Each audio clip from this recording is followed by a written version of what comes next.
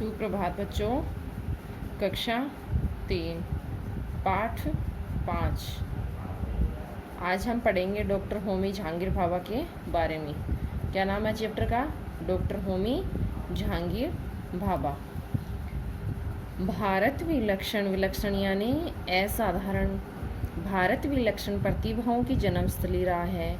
यहाँ विभिन्न कालों में अपने क्षेत्र में अद्भुत यानी अनजान कार्य करने वाली विभूतियों का जन्म हुआ है। ऐसे ही विभूतियों में से एक थे डॉक्टर होमी जहांगीर भाभा। उनको भारतीय परमाणु ऊर्जा कार्यक्रम के जनक के रूप में जाना जाता है। उसको किस नाम से जाना जाता है? भारतीय परमाणु ऊर्जा कार्यक्रम के जनक के रूप में जाना जाता है। 30 अक्टूबर यानी 30 अक्टूबर 1909 ईस्वी को बम्बई के एक संपन्न पारसी परिवार में उनका जन्म हुआ था। कब हुआ था डॉक्टर होमी जहांगीर भाभा का जन्म? 30 अक्टूबर 1909 ईस्वी में। कहाँ हुआ था? बम्बई के एक संपन्न पारसी परिवार में। उन्होंने अपनी प्रारंभिक शिक्षा बम्बई के कैथेड्रल ग्रामर स्कूल में प्राप्त की। 15 वर्ष की उम्र में सीनियर कैम्ब्रिज परीक्षा पास कर उन्होंने एल्फिंस्टन कॉलेज में प्रवेश लिया। उसके बाद उन्होंने रॉयल इंस्टीट्यूट ऑफ साइंस से बीएससी की उपाधि प्राप्त की। उसके बाद उच्चतर शिक्षा प्राप्त करने के लिए उन्होंने कैम्ब्रिज विश्वविद्यालय में प्रवेश लिया। कैम्ब्रिज में भाभा की रुचि सैद्धांतिक भौतिकी में बढ़ने लगी। इस बात की जानकारी उन्होंने अपने पिताजी को दी। पिताजी ने पुत्र की भावनाओं को समझते हुए उसकी आर्थिक मदद जारी रखी। सन 1930 में उन्होंने मैकेनिकल साइंस में प्रथम श्रेणी में एमएससी की उपाधि प्राप्त की। एमएससी की उपाधि कब प्राप्त की थी? 1930 में। आर.एच. फाउलर के निर्देशन में सैद्धांतिक भौतिकी में डॉक्टरेट करते समय उन्होंने कैवेंडिश लेबोरेटरी में भी काम किया।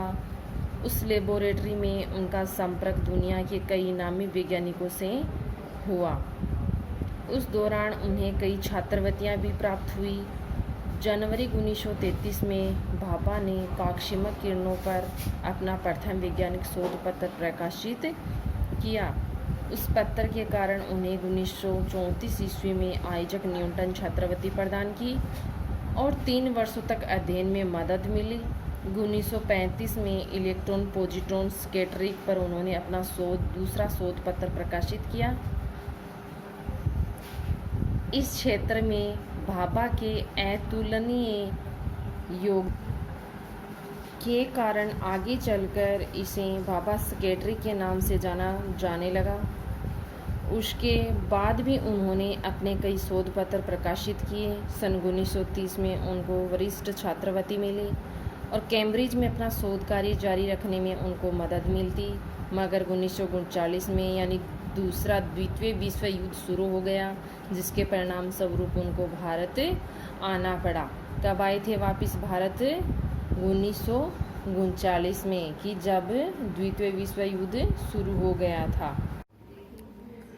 आगे देखो, उन्होंने बेंगलोर में नोबेल पुरस्कार विजेता प्रसिद्ध भौतिकविद सीवी रमन के मार्गदर्शन में इंडियन इंस्टीट्यूट ऑफ साइंस के भौतिकी विभाग में रीडर के पद पर कार्य किया और उस समय दोराब टाटा ट्रस्ट की ओर से उनको एक स्पेशल रिसर्च ग्रांट मिला। इसी से उन्होंने अपने इंस्टीट्यूट में काकस्मिक रे रिसर्च यूनिट की स्थापना की और पॉइंट पार्टिकल की गति के सिद्धांत पर कार्य प्रारंभ किया।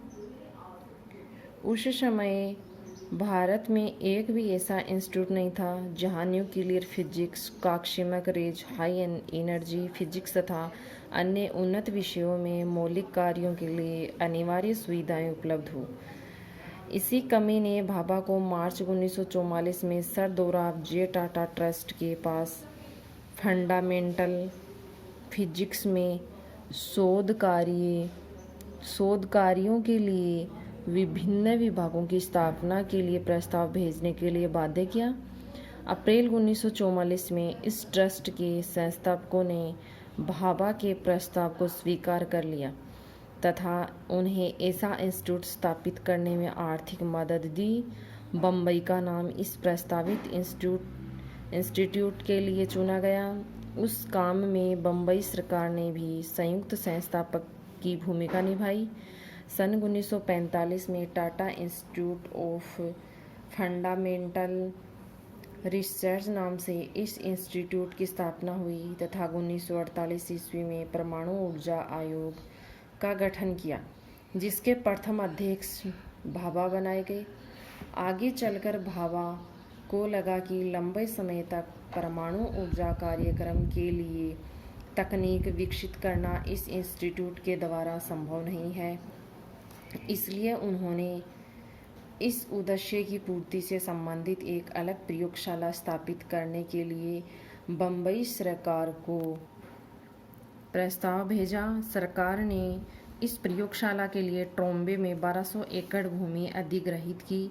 आगे चलकर 1954 ईस्वी में atomic energy establishment Trombe AEET ने कार्य करना शुरू किया। उसी साल परमाणु ऊर्जा विभाग की भी स्थापना की गई। सन 1950 में भाभा ने अंतर्राष्ट्रीय परमाणु ऊर्जा फोरम में भारत का प्रतिनिधित्व किया तथा 1955 में स्विट्जरलैंड के जेनेवा में परमाणु ऊर्जा के शांतिपूर्ण उपयोग पर संयुक्त राष्ट्र संघ कॉन्फ्रेंस की भी अध्यक्षता की। 24 जनवरी 1966 ईस्वी को एक विमान हादसे में माउंट ब्लैक, फ्रांस में उनका निधन हो गया। भाभा का निधन कब हुआ? 24 जनवरी 1966 ईस्वी में। उस समय वे ऑस्ट्रेलिया के वियना में आयोजित अंतर्राष्ट्रीय परमाणु ऊर्जा एजेंसी की वैज्ञानिक सलाहकार समिति के बैठक में भाग लेने जा रहे थे। उनके निधन के बाद ट्रोम्बे के परमाणु ऊर्जा केंद्र का नाम भाभा के सम्मान में भाभा परमाणु अनुसंधान केंद्र कर लिया, यानी शोरी कर दिया। डॉक्टर होमी जहांगीर भाभा एक कुशल वैज्ञानिक तथा प्रशासक तो थे ही, उनकी रुचि चित्रकला तथा संगीत में भी।